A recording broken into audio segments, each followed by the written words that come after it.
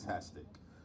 So, again, we have 9 remarkable names here. Let me say this off rip to say, too, you guys are a very attractive audience. That's wonderful. I'm glad that you left the uggos at home. I'm so happy to see each and every single one of you. I get in front of a lot of really terrible looking people, and you guys happen to be great. So don't tell the other people. I just want to say thank you.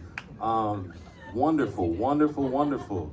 All right, as I said, I hop around on this list. So if I call your name, you know, it's fine. I've already gone. They have a baseline of things not to like. You're only gonna go up from here. So, yes, start clapping right now, as we call to the stage our first act for the evening. Give it up for Akunna.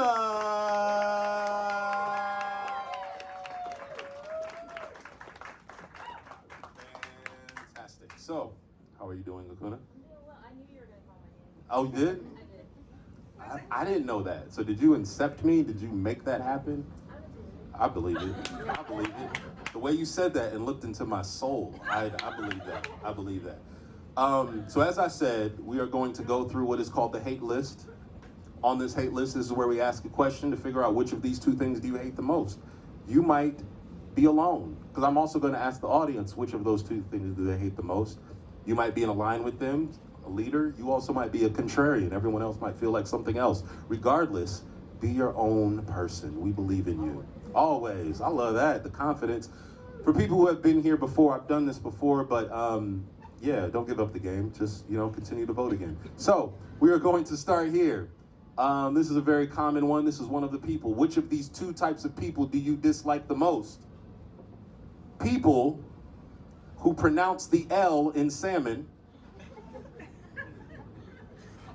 or people who for some reason add an S to Kroger. Well, I'm originally from Seattle. We didn't have Kroger. So, also Seattle has great seafood. Yeah. So I'd have to go with the salmon. But I do have to say it's not the people, it's just what they're doing. Okay. That's a real politically correct answer right there. I respect that, Akunna. I hate the people. I'll take that off your hands. I don't like them. Anyway, are y'all ready for Akunna? You ready to hear what Akunna's gonna give us? Fantastic.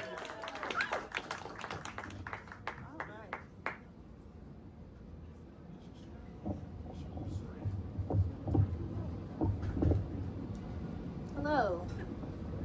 Greetings, everyone. As he said, my name is Akunna, and I know I look like I'm 16, but I'm actually 29. I've been on this earth for those very long years. It's been going by very fast lately. And this is my disclaimer, by the way. This isn't my piece. I'm not doing stand-up, but I might be funny. So March 2020, I lost my job as a private event and wedding planner, because who was going to have weddings during a pandemic? People still did. But I lost my job, and at that time I had a lot of time on my hands.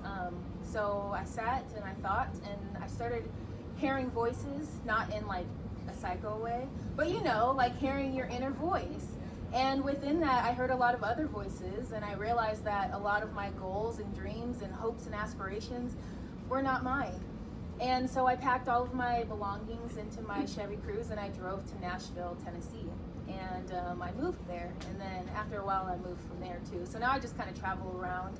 I believe that home is wherever we make it, and I also believe that we have everything that we need, but there are a lot of systems and such in place that make us feel like we lack, and that we need to go outside of ourselves to find these things. There's so much separation in the world these days, and it's really sad, but I am glad to be present in this room with you all tonight. The piece that I'm going to share is called Centennial, and it's named after a park in Nashville. And I visited that park right before I moved there, and I saw something that really riled me up. And this poem was written in August 2020. Since then, I have changed a lot, and I don't necessarily feel this way anymore. But I still wanted to share it because I did feel this way at that time, and it might resonate with some other people. So here it is. This is called Centennial.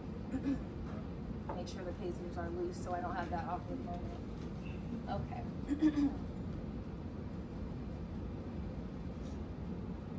It was a beautiful park.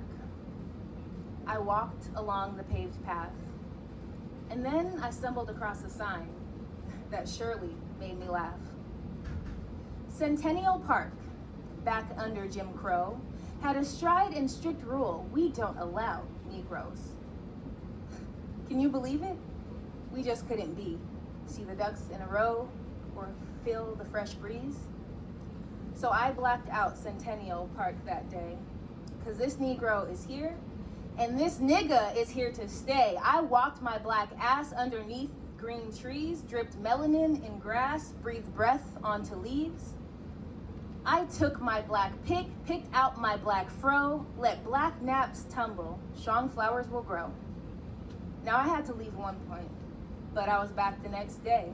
Sneaks and sweat slapped the pavement. This Negro came to play, and this Negro came to run, and this Negro came to be, and this nigga stands proud, cause ain't no stopping me. I wear my skin proudly, and I'm glad that I'm dark.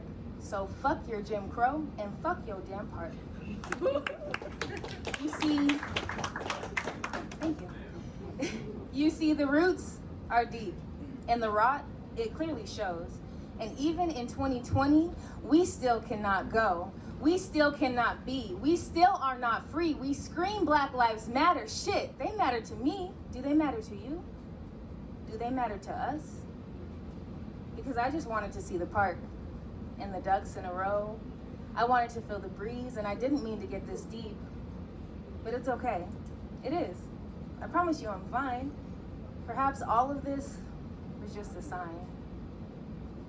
A sign. A sign. Yes, that was it. It was a beautiful park.